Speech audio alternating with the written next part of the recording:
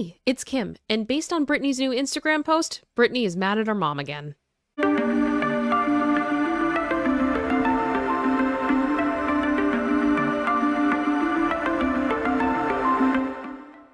So this is not clickbait. Britney is apparently not happy with Lynn. After their reunion, it seemed like Britney was happy that they had reconnected, but now I'm not so sure. But as always, when it comes to Britney's posts, I do my best to put things in context. And I try to go the extra mile to look at what she could possibly be referring to when she's writing. Sometimes people think that Britney just is random with the way that she speaks. But time and time again, what we see is that she usually is referencing something. We may not know exactly what it is right away, but sometimes in a couple of months or even years, everything connects. And I really do feel like when it comes to the post where Britney calls out her mom, we are looking at one of those situations. So I'm going to go through her posts on Instagram this week because I think parts of it give context to what Britney is thinking. So Britney's made a few posts this week, 2 of pictures of her son, which I'm assuming probably has something to do with their move to Hawaii. However this goes down, it's going to be difficult for her, and my heart goes out to her. But some people are suggesting that maybe this is her extending an olive branch to the boys. I don't know about that. But either way, she's thinking about them and she loves them. She also posted a picture of her and Mick Jagger when they met for the first time and admitted that when she met him, she had no idea who he was. I hate to say it. I hope I don't sound ridiculous. I don't know who this man is. Sorry to this man. And then there was another video of her just being silly, joking around and talking about going on the treadmill in heels. But then there were 2 other posts that I thought were kind of interesting, and it seems like she's really reflecting right now on her time in Las Vegas and unpacking the things that happened to her during the residency. She reposted an older video from when she was dancing in Maui, specifically when she was dancing to her song, Get Naked, I Got a Plan. She disclosed in the caption that it's actually her favorite song, which I mean, we know Blackout is flawless, so it doesn't really surprise me. But then she shared another example of when she didn't get to do the things that she wanted to do in the residency. So she wrote in the post, I know it's not that great, but the song is my favorite song I've ever done. It was really weird because my dancers took the stage for this song. Oh well. Now, I think what she's referring to is in the residency, the song was used as an interlude during the show, and it was one where the dancers got to come out and they entertained while there was the transition. Britney was never even on the stage. She did perform it live on the Circus Tour, which was the first tour she did after the conservatorship came into effect. But that tour was actively promoting both Blackout and Circus. But when it came to her time in Vegas, she's absolutely right. She didn't perform this song at all.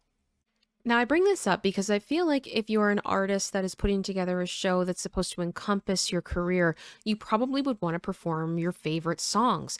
And considering this residency went for years and years, and we never saw an appearance of Britney actually performing this song, I can't help but wonder why. Then she posted a short video of herself and her friend/manager Cade dancing in a club. And at this part of the video, I wanted to show you the video that she posted and read you the caption. And unfortunately, I can't do that because for the millionth time again, Britney has deactivated her Instagram. So that's not happening, and I'm sorry.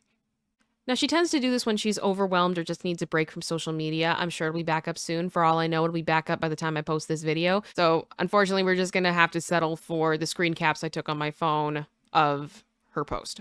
And the caption talks about how Britney didn't really get to get out much during the residency. And she wrote in the caption that that night she felt like a woman. And a lot of the time when she talks about that, what she's referring to is feeling independent, experiencing freedom. She's talked about a lot of the little things that she really missed during the conservatorship, being able to have her own money, things like buying candles. As she's put it, the little things for us women. And judging by reading this caption, she wants to do more of that. The majority of this post talks about the isolation that she experienced in Vegas. However, there was one little part of it that's kind of unrelated to that I thought was hilarious. She wrote, "Psst, this is not a memoir," I'm guessing in reference to her tell-all book. "I'm not dead, people." And for some reason, this clip popped back into my head.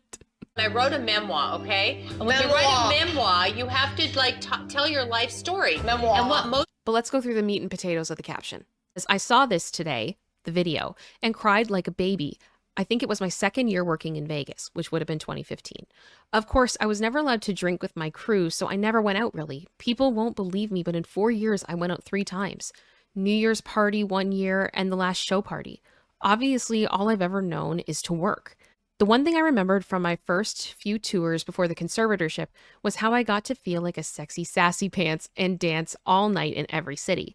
Skinny dipping in oceans with my dancers and my best friend embarrassing the out of us, peeing in a plant by the elevator because she couldn't wait. The show felt better because we were deeper in our bodies and we felt it with every piece of sweat coming out of our pores. I was always so jealous in Vegas because one of my dancers, Mikey, who was my best dancer, I could always tell when he had partied the night before because he was electric on stage. Guess he was feeling himself. Please come party with me now, Mikey. I miss them so. And even though there were no crazy drinking nights for 13 years, ... I still have the most wicked cool memories from before.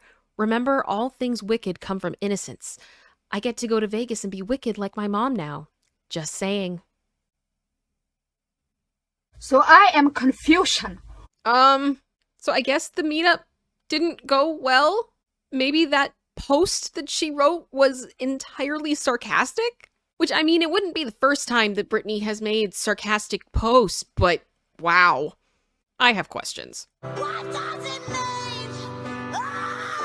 But one thing I did notice is the word wicked seems to be popping up quite a bit when we're talking about Britney, her mom, and sometimes her family. Take, for example, this post she made on May 26th, the quote from Ernest Hemingway, "All things truly wicked start from innocence," which she then quoted in the post that we just read.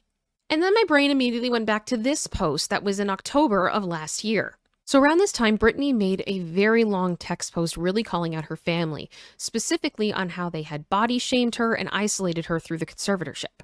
And in this post, she actually talks about the musical Wicked. And she said that that experience was life-changing for her, that she watched the character that nobody liked, which I assume is Elphaba, or the Wicked Witch of the West. And she talked about how everybody made fun of her. And I think on some level, she probably felt like that when it came to her family. This post was also made around the time that Britney publicly rejected her mother's apology and accused her of assaulting her. So looking at her older posts saying that time heals all wounds, I honestly wonder if now all of this was sarcastic. Or is it her acknowledging that she'll always love her mom, but she's not going to forget all of the wicked things that were done to her? It seems like Britney's been reflecting a lot and possibly unpacking some of the things that happened while she was doing the residency, specifically the terrible things that happened to her and everything that she endured at the hands of her family. Which on another note is exactly why I don't have any patience for Lance Bass. The former member of NSYNC has been talking about Britney quite a bit over these last few years. Lance openly defended Britney's family in 2020 as we were finding out about some of the horrible things that they had done to her. And anybody that truly believes that Britney's family would never want to hurt her and they would never go along with anyone taking advantage of her has to be in another dimension. There's been some headlines from Lance Bass this week talking about Britney on a podcast, and quite bluntly, I just don't care.